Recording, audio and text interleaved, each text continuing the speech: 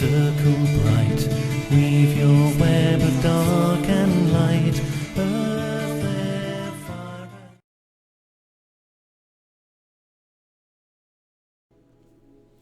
Hello everyone, welcome back to Witches the Moon, Season 13, Week 2, and I'm your Monday host, Natalie.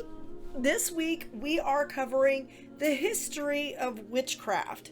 Now, each one of us was either able to cover it generally or pick an area and focus on that. So I decided to pick an area and focus on witchcraft in Ireland because my family is mostly from Ireland. I do have some Scottish and some Dutch roots and a little bit of Native American, but for the most part we're Irish. So I wanted to focus on that because my path in the craft also follows a Celtic line. The crazy thing about witchcraft in Ireland, and most of my information today is going to come from a course offered by the University of Florida on Irish witchcraft. So I may refer to the notes that I have that come from my grimoire that I put for that because I want to make sure I get the dates right. The fact of the matter is, witchcraft, as it is called, was not really a thing in Ireland. And I want to make a distinction here because I don't want anyone to go, oh, but there's been magic in Ireland. Yes, there has been. Okay, so let's talk about the ancient Celts and the pagan roots that go along with Irish culture. Now, paganism was a real thing.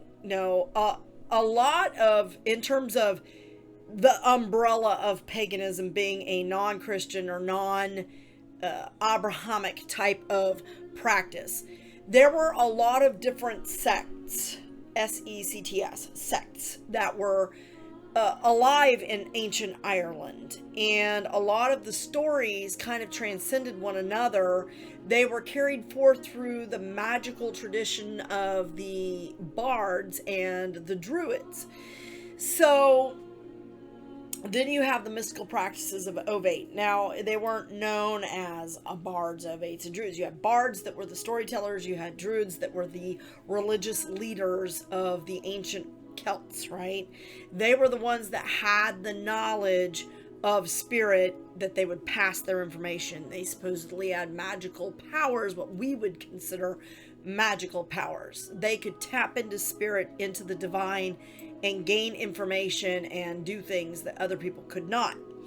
Now, that being said, there has always been a tradition of magic in Ireland.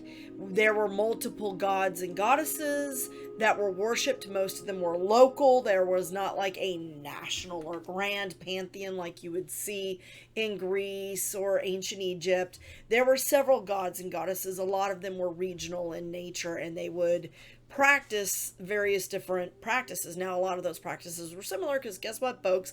Ireland's an island. It's a little small. So there was not a lot of travel beyond. So there was also not a lot of influence coming in. So that was one of the things that you need to keep in mind. Now, when you talk about witchcraft and people being accused of being witches, Ireland was one of the few European countries that actually managed to kind of scathe out of that a little bit. There were some witches accused in Ireland, but on the whole, it wasn't to the scale of what you saw on the continent or even what we associate with witch trials like in the United States. Now, again, you have to remember that witch hunts were much bigger in Europe than they were here. We'd never burned a witch at the stake in the United States. We chose to hang them, drown them, or press them instead. Not that that's any better. But the burning of witches, the idea you have of the burning times and witches being burnt, was really wide scale across major continental Europe. Ireland, being kind of isolated from that, really didn't have it, and their witchcraft cases were not as well documented. Now, most historians that are big in Irish history will tell you that there was never really a formal witch cult or witch hunt in Ireland. There were a few instances of people who were accused of witchcraft, one of whom was sent back to England on king's orders. We don't know what the outcome of his trial was, but we do know that a few people that were known to consort with the Fae were accused as witches, and one of those was, let me check my notes here for her name. I want to make sure that I get her name right. Where was that section here? I want to say her name is Bandy.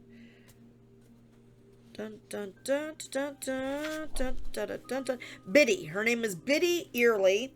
Around 1798 to 1874. She was what would be considered a tinker or a traveler. Her parents died when she was younger. Her mother was a known healer and curer. She had multiple herbal remedies that she was teaching to Biddy. And at that time, she was very well respected. A lot of people sought out local healers and things like that. Biddy was known to wear clothing that her mother had made from a local flax that grew. She had access to her mother's recipes and some of her own development. But after her parents died, the next 2 years of her life, there's not a lot known about where she went or what she did. It's kind of assumed she traveled throughout the island like a traveler and kind of worked where she could. She was taking her things with her, and it was later on when some of the witchcraft trials and panic came over from England and Europe that Biddy was herself accused, but she would treat animals, she would treat people, and a lot of people went to her. But of course, these kinds of practices were frowned upon by the Catholic Church, who had already taken an influence at that point. Obviously, this is the 1700s. So the Catholic Church already had a hold in Ireland at that point, and those local what we would consider witches, were kind of shunned by the Catholic Church. People still went to them, mostly in secret, so that's where you get the whole idea of the old hag in the woods, living out her days alone, and, you have to go, whatever. So that's sort of where that came from, but her case was one of the few that was pretty well documented in Irish history. So the long and short of it is, magic has always existed in Ireland, but there has not ever really been a cult of witchcraft until recently, when Wicca and the practice of witchcraft has become acceptable. Now, bear in mind that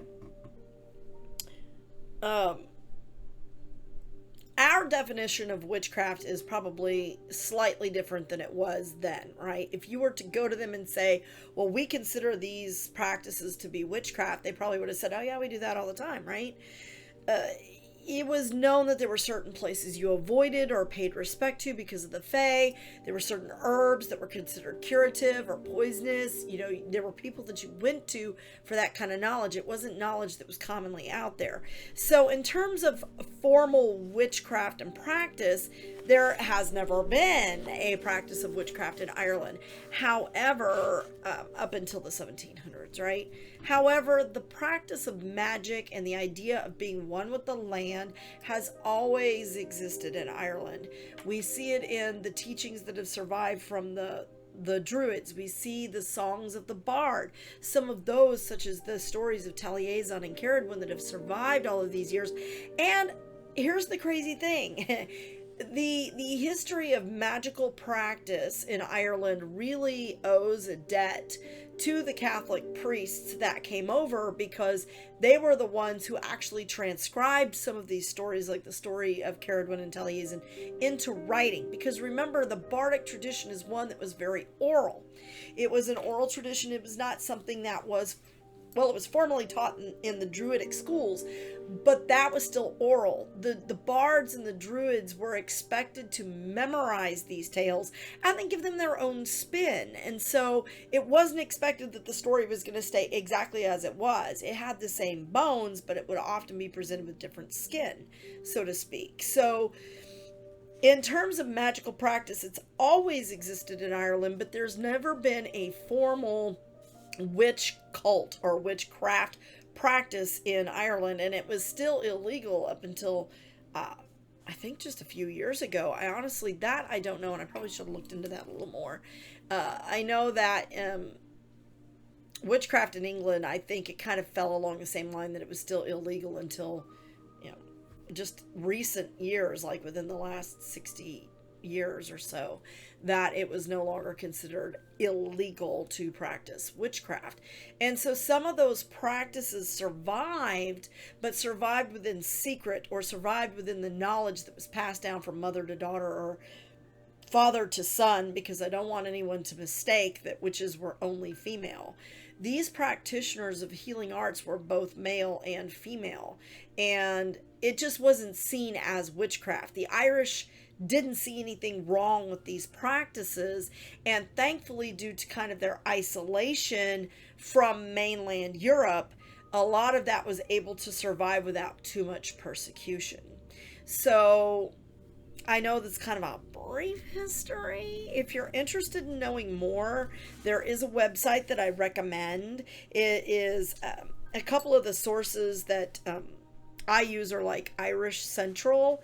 If you want to know a lot about that, you can look up the magic of Irish witches and druids, and that pops up.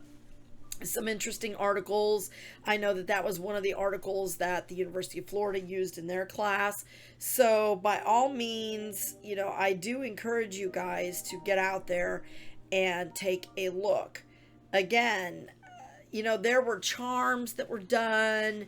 There were, what we would consider witchcraft has always existed in Ireland, but it wasn't called witchcraft.